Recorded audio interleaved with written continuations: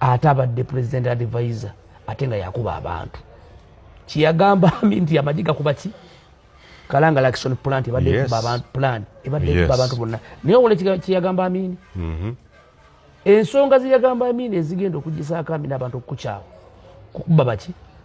okuba abantu amagye okuba abantu ebadde kuba ki ng'ate yagikulira kakati ebyo ebintu ebyenkugamba nti ffe tugenda enkya abaana baffe bagenda kusigala wa kubanga abaana betwogerako abamu bali innocent abamu tebalina byabufuzi kati abo abaana bonna boolaba baali badde nga bannannyinazi bannatasa baana they are innocent girls they are married baali bateekwa okufumbirwa bateekwa okuzaala tebazze mu kifaananyi kamera y'ebyobufuzi bagyekuweesa tebagiriimu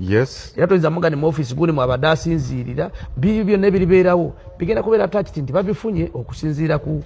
sitting father waabwe abadde mupozi naye nga bo kizibu nnyo okuyibira n'omugamba nti oyo omwana alina omusango gundi twamulaba ejiini ng'akola kino tumusanze ejiini ebabyewaza ennyo nekitawagezezzaako babyewaza kyova olaba baali badde babeera ddala ba emupira naye tabakkiriza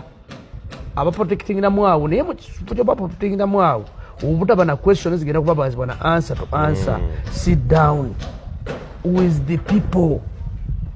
sit down kubanga Kyagulanyi yakyalina mandate yabavuka mu ggwanga lyonna forget about Baganda kubanga abantu balina mistake gye boogereramu Baganda no Kyagulanyi is not Muganda now is a Ugandan Kyagulanyi nakugamba nti eggwanga Uganda terigattibwangako nakugamba abasajja babeere benkanya bajje mu kamera batubuulire meeting za president waffe mu kinaana ziyakuba ezagatta ku Uganda zaali luddawo so kati today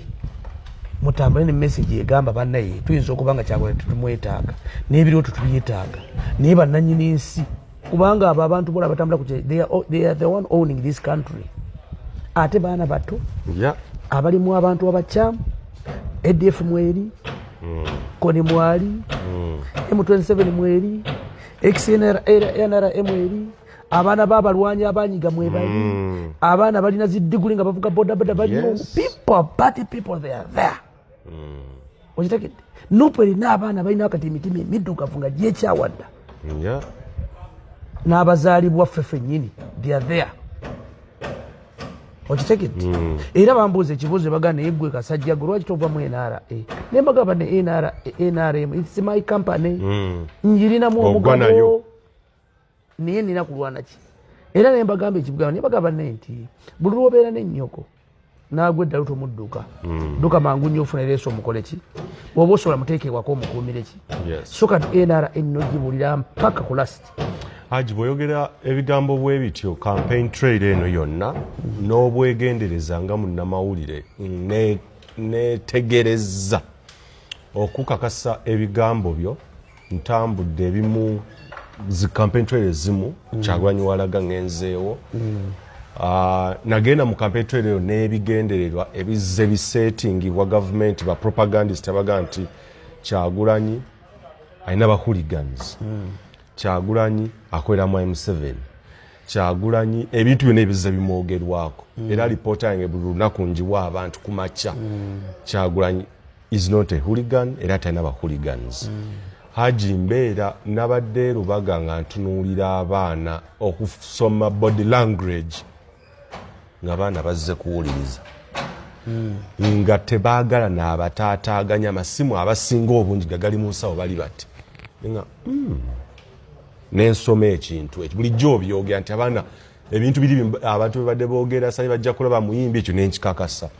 ekirala Haji ndabye ku campaign trail ya Kyagulanyi ng'omuntu ayagala okukolera mu nsawo y'omulala amazima ga Katonda mu gukye nalabye wankulukuku ne Kyagulanyi yabagenaga nakibagamba naye ate mukisussizza